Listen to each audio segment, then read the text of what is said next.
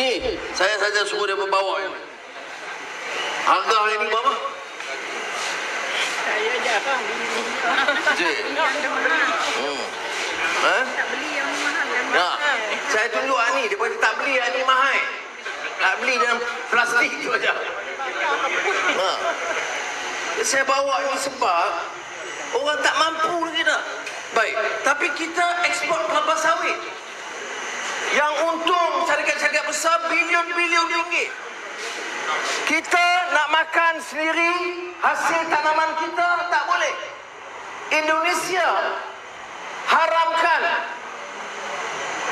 ekspor kelapa sawit sebab menjejaskan masyarakat kerana kos sara hidup yang tinggi menjejaskan taraf kehidupan mereka. Saya tak cadang haramkan.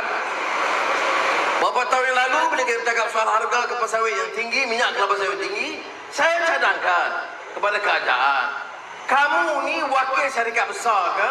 Wakil rakyat di bawah. Yang kita cadang, kalau untung syarikat tu 2 bilion ringgit setahun, ada yang 3 bilion ringgit setahun, harga naik, dia untung 4 bilion ringgit setahun. Tak bolehkah hadkan 10% mesti jual dalam negara dengan harga yang terkawal. Maknanya untung dia dalam negara kecil, tapi 80% untung besar. Kita dah cadangkan. Jadi orang yang kata tak ada cadangan spesifik itu orang yang tak pernah dengar pandangan dan suara kita. Kita dah kebuka pada kerajaan. Syarikat besar, kalau pedagang kecil ada 1 ekar, untung RM2,000 sebulan ataupun RM10,000 sebulan, kita tak cukai pun tak apa. Yang ni yang untung bilion ringgit setahun, berbilion ringgit setahun, bagilah 5% ke 10%, kira tengok keperluan negara dan hadkan, tak boleh ekspor.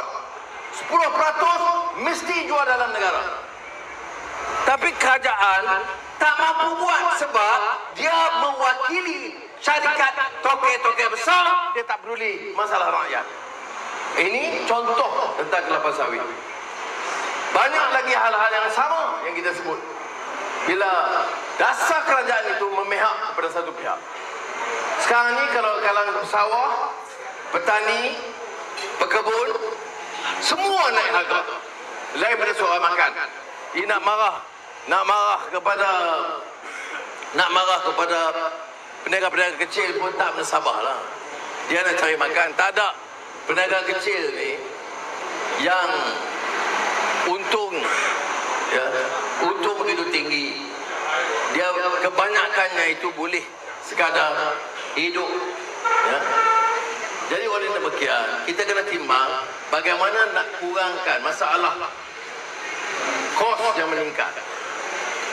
Saya katakan yang pertama macam kelapa sawit, keberanian kerajaan memihak kepada rakyat, memberi keuntungan kepada syarikat. Okey, syarikat harus untung, tetapi tanggungjawab dia tengok keadaan 5% atau 10% dijual dalam negara dengan kadar yang cukup terkawal. Tidak rugi tapi tidak untung melambung-lambung. Syarikat-syarikat ni kalau dalam keadaan rugi, kerajaan bantu. Tengok kes Sapura yang kita debat baru ini. Walaupun debat itu Datuk Seri Najib menang, dia kata. Yang tak tengok kata dia menang lah. Sapura syarikat bila dia untung bilion-bilion ringgit, dia tak ada siapa kisah. Dia ambil untung, senang lenang semua. Beli kapal terbang, beli kapal mewah. Bahkan masa rugi pun gaji dia berapa? RM200,000 satu hari. Baik. Lah ni bila rugi, dia suruh kerajaan ambil alih. Siapa bayar? Kita bayar. Datuk Seri Najib kata tak bayar. Duit daripada langit. Tak bayar, tapi dia kata ambil Petronas tu Najib, cerdik sikit lah. Duit Petronas tu duit syarikat kerajaan. Syarikat kerajaan rakyat punya lah. Ya, pasal apa Petronas duit tak bantu ni peniaga kecil? Masa yang rugi, kenapa tak bantu? Kenapa tak guna duit Petronas bantu pesawat? Kenapa tak guna duit Petronas bantu veteran? Pasal apa duit Petronas ni nak diguna untuk bantu syarikat besar? Syarikat-syarikat orang kaya? Kerana dia kata, oh ada 10,000 pekerja. Saya kata, peniaga kecil ni ratus ribu. Pesawat seluruh Malaysia ni berapa? Mahfuz tahu? 300,000. Ya. 300,000 keluarga kan? Keluarga 300,000 keluarga. Jadi 300,000 keluarga tu tak ada masalah, tak payah bantu. Yang kena bantu ni syarikat-syarikat besar. Masa yang kita rugi 2016, allowance dia 10 juta.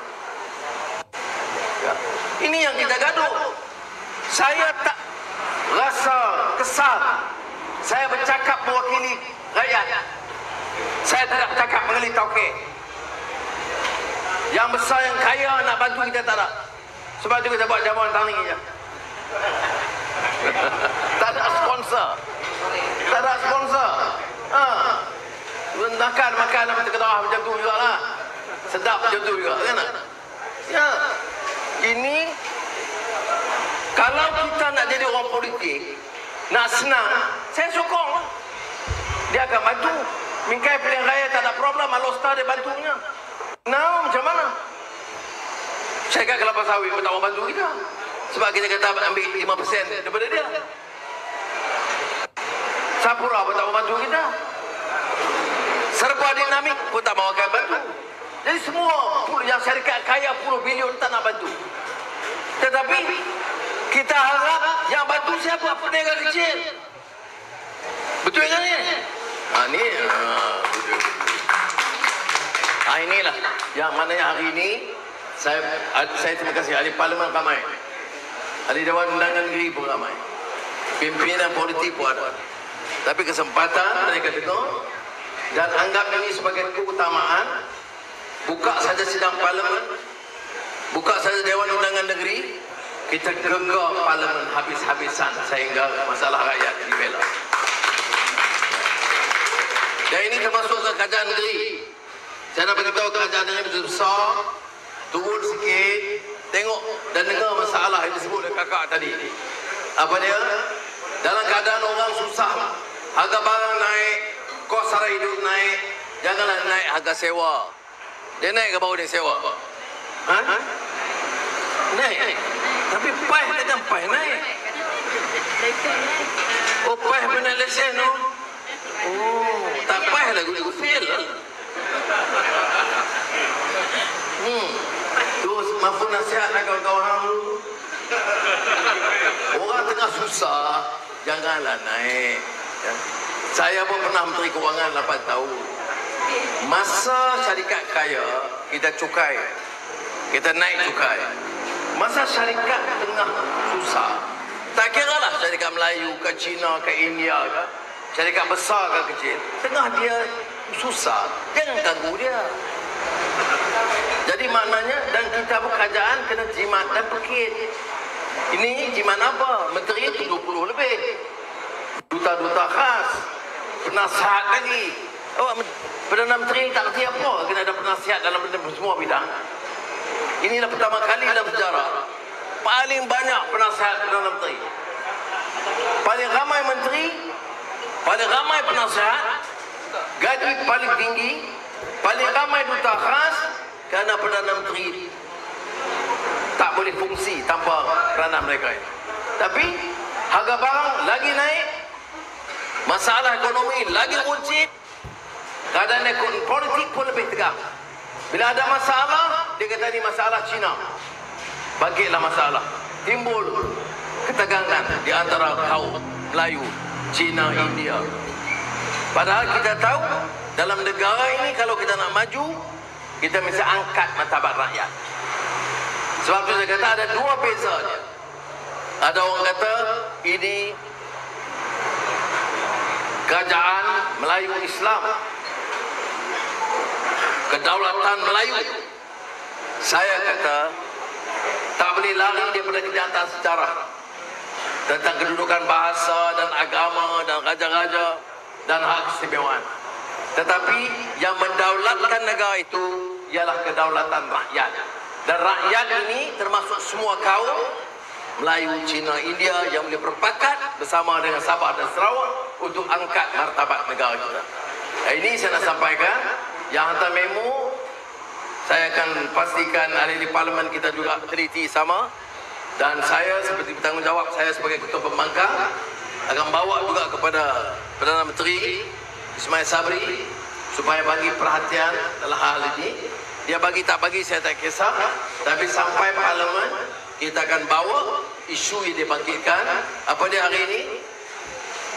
Peniaga kecil, veteran tentera, pesawat, pemandu taksi.